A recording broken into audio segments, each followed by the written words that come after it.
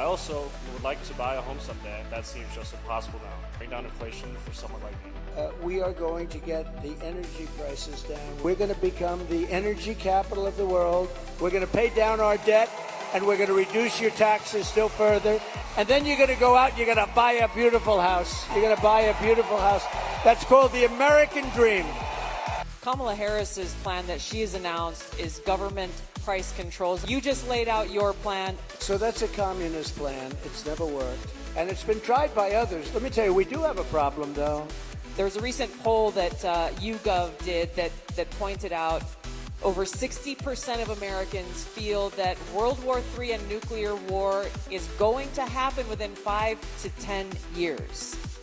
I wanted to ask you about this because it's important that people understand what kind of leadership you bring, what you will do to stop this slide. A few years ago, during my time, we didn't have Israel being attacked. We didn't have Russia attacking Ukraine. They don't respect our nation anymore.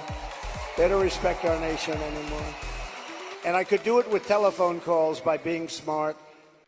There are a lot of people who want to feel hopeful about our future. I want to introduce you to Luke, who is one of those people. My name is Luke Palaski, and I'm a junior here at the University of Wisconsin-La Crosse. I'll be voting for the first time in November, and I'm researching each candidate. I have two questions for you.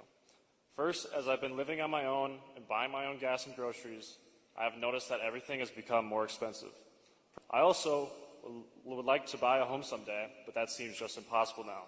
What's your plan to make life more affordable and bring down inflation for someone like me? Very good. Thank you. Good. And groceries, food has gone up at levels that nobody's ever seen before. We've never seen anything like it, 50, 60, 70%. We are going to get the energy prices down. We had something in Alaska, Anwar, that I created. I mean, Ronald Reagan wanted it. You remember? Ronald Reagan wanted it. They all wanted it. And I got it approved. Nobody was able to get it approved. I got it approved.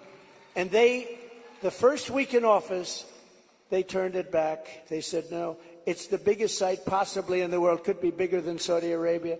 Well, we're going to start that up. We're going to become the energy capital of the world. We're going to pay down our debt, and we're going to reduce your taxes still further. And your groceries are going to come tumbling down, and your interest rates are going to be tumbling down. And then you're going to go out, you're going to buy a beautiful house. Okay? You're going to buy a beautiful house. That's called the American dream. The American dream. Thank you. I want to ask you a question about national security, but first I think it's important to point out what Luke is talking about. The cost of groceries, the cost of gas, the cost of housing, mortgages, rent, everything has gone up. Kamala Harris's plan that she has announced is government price controls. And I think it's important to touch on, you just laid out your plan. What's going to happen if Kamala Harris institutes price controls? So that's a communist plan. It's never worked. And it's been tried by others. Believe it or not, Richard Nixon tried it. A lot of people tried it. It's been tried many times, and it always leads to the same failure. Tremendous inflation, lack of product. You don't have anything. The stores are not stocked. It has never worked. It's called control. They want control. And, it's been so often. Let me tell you, we do have a problem, though. You have 5 nations now with pretty massive nuclear power. Some have very massive, including us and Russia. China's behind, way behind, but within 4 or 5 years, they'll catch up. And we don't want them to catch up. Look, the biggest problem, in my opinion, the biggest problem our country has, the biggest problem the world has is nuclear weapons. They are a destructive force, the likes of which nobody has ever seen before. And we have to make sure they're never used. We have to make sure it's not going to happen. You're exactly right. Democrats and Kamala Harris, they were quick to talk about how climate change is an existential threat. But what they're not talking about is the existential threat of nuclear war and World War III, which is exactly where we sit today because of the warmongers and their puppets, Joe Biden and Kamala Harris. And they don't want to talk about it because the consequence of where they have taken all of us as the American people and the world is economic hardship around the world, a destruction of our economic well-being, and an annihilation of humanity, our families, our kids, our communities around the world. There was a recent poll that YouGov did that pointed out over 60% of Americans feel that World War III and nuclear war is going to happen within 5 to 10 years.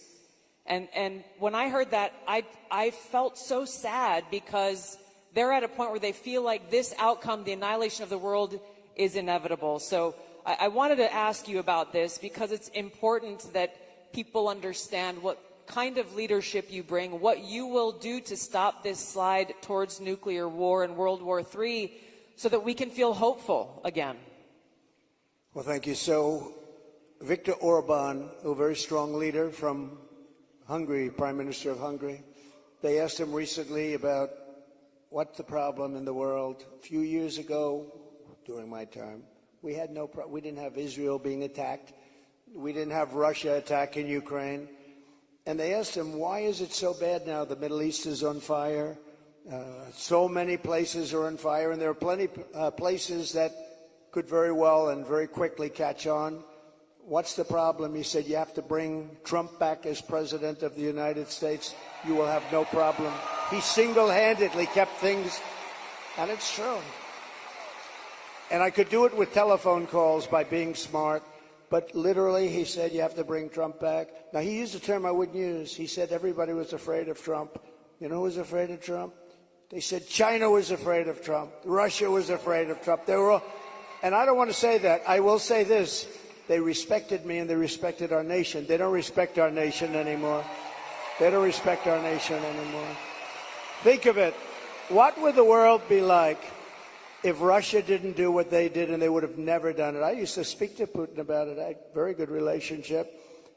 No chance. You know what happened, I think, Afghanistan, when he saw the horrible leadership that we displayed in Afghanistan, I think he said, wow, this is a time to go in, because I wasn't there. He would have never done it if I was president, and Israel would have never been attacked.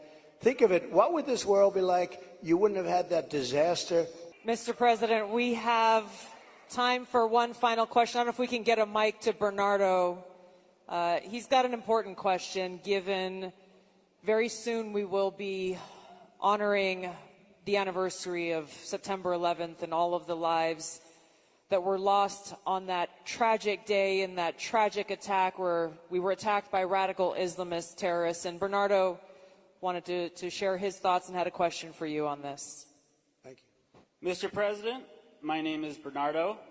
I'm a voter here in Wisconsin, live in the wonderful La Crosse County here. And I'm also a father of 8. I have 7 here with me. And it's the anniversary of 9/11 is coming up. I'm concerned that we're more vulnerable now than ever. And we have a Democrat nominee who doesn't even want to say the words, says we shouldn't say the words, radical Islamic terror. How are we going to protect America from a terrorist attack? First of all, it's a great question. And, you know, we have radical Islamists pouring into our country along with everybody else right now. They're coming in at levels that nobody's ever seen before.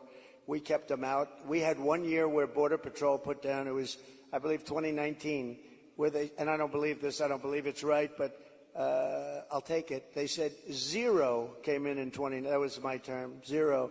Now they have thousands and thousands coming in, along with the prisoners and along with the crime. And remember, a lot of these countries like Venezuela, their crime is way down because they've moved their criminals into our country. It's not even believable. But your question on Islamists and all of the jihad and all of the things that they talk about, they have to respect your country. They have to respect your leader. You know, I had no radical Islam crime for 4 years because they respected your president, they respected your country, and we have to bring back that level of respect, and we're going to do it. We're going to do it. And we're not letting the wrong people into our country. Okay, thank you very much. Great question. Thank you, Mr. President. I know you have run out of time here, but thank you for having this conversation with the people of Wisconsin and people across the country who are watching and concerned about these very same issues. Thank you, Mr. President. Thank you very everyone, much. for being here. Thank you, everybody. Vote. Vote.